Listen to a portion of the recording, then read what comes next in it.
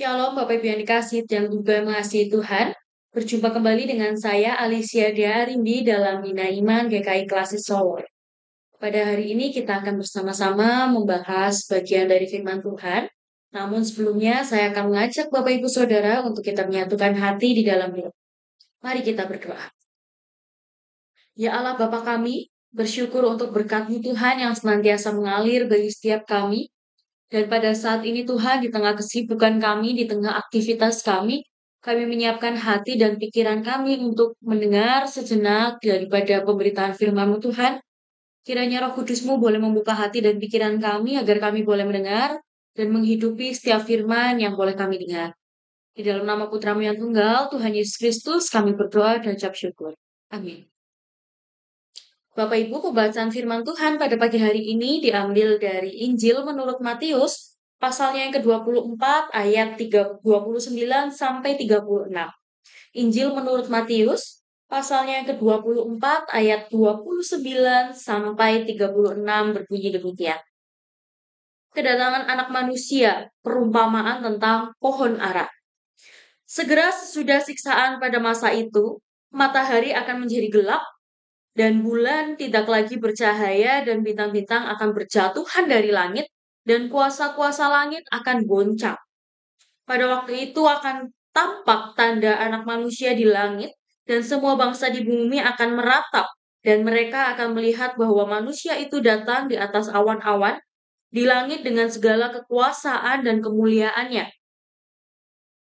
Dan ia akan menyuruh keluar malaikat-malaikatnya dengan meniup sangkakala yang dahsyat bunyinya, dan mereka akan mengumpulkan orang-orang pilihannya dari keempat penjuru bumi, dari ujung langit yang satu ke ujung langit yang lain.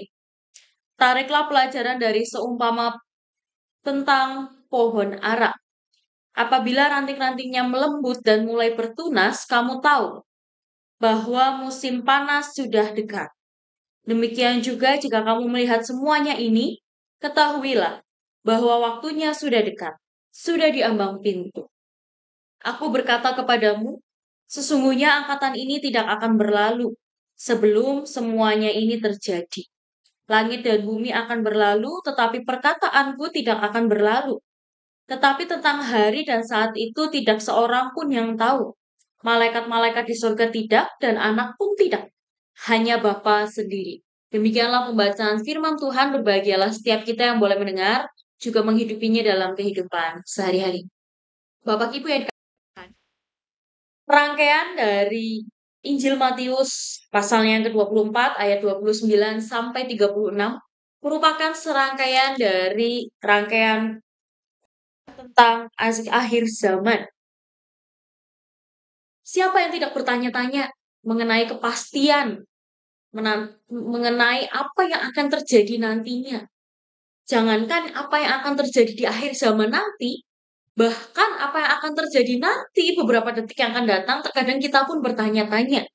Apa yang akan terjadi esok hari, apa yang akan terjadi lusa, apa yang akan terjadi di bulan depan, bagaimana saya nanti di masa depan. Pertanyaan itu adalah pertanyaan yang kerap kali muncul di benak kita semua.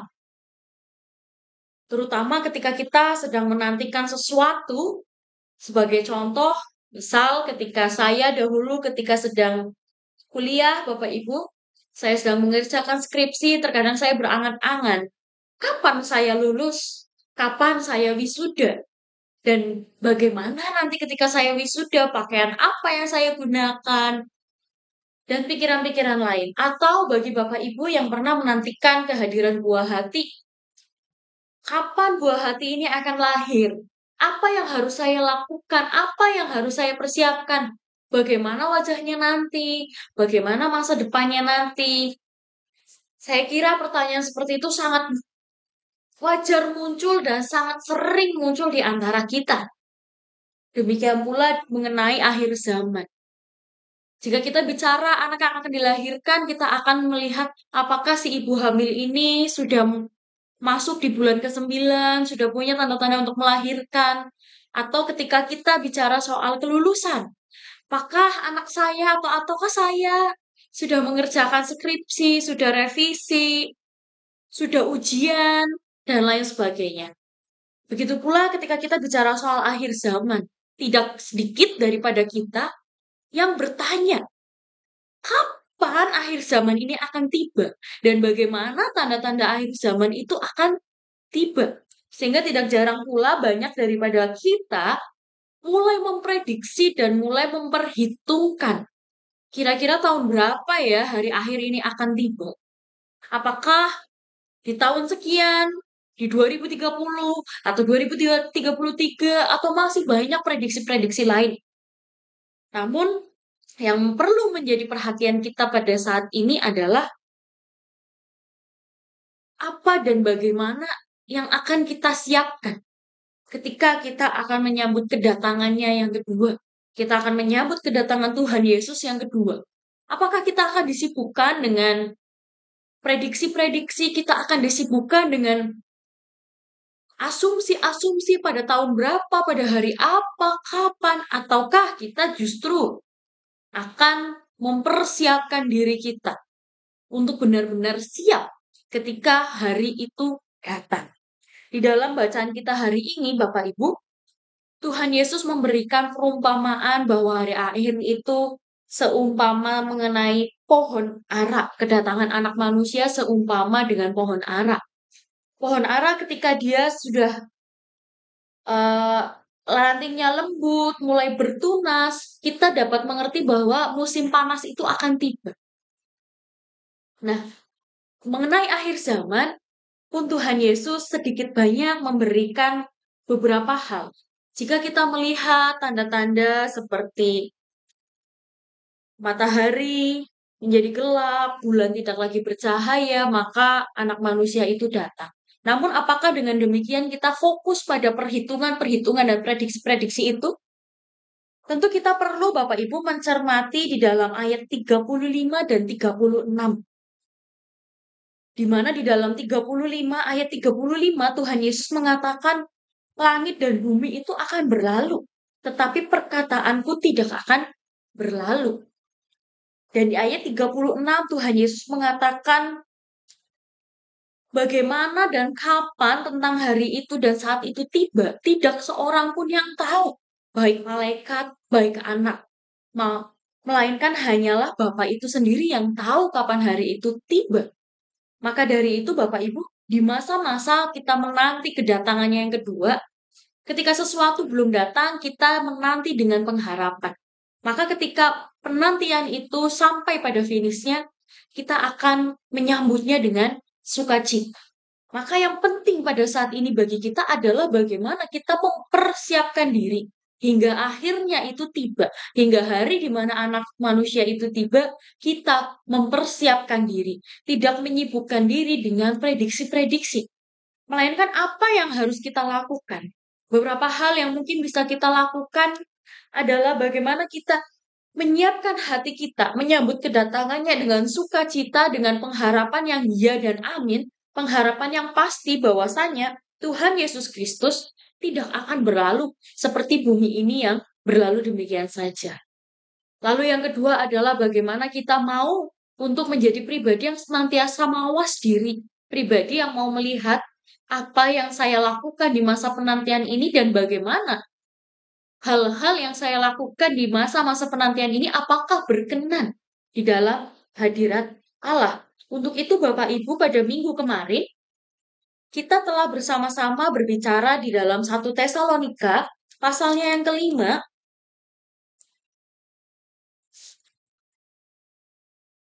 1 Tesalonika 1 pasalnya yang kelima, ayatnya yang ke-12 sampai 22. Bagaimana kita mendapat nasihat untuk berjaga-jaga, demikian pula melalui 1 Tesalonika 5 ayat yang 1 sampai 11, di mana Rasul Paulus menuliskan kepada setiap kita nasihat-nasihat untuk berjaga-jaga apa saja yang dapat kita persiapkan. Beberapa di antaranya adalah bagaimana kita tetap terjaga di dalam iman kita yang teguh dengan penuh pengharapan. Lalu kita pun diarahkan untuk senantiasa mengucap syukur, untuk tetap teguh di dalam doa kita.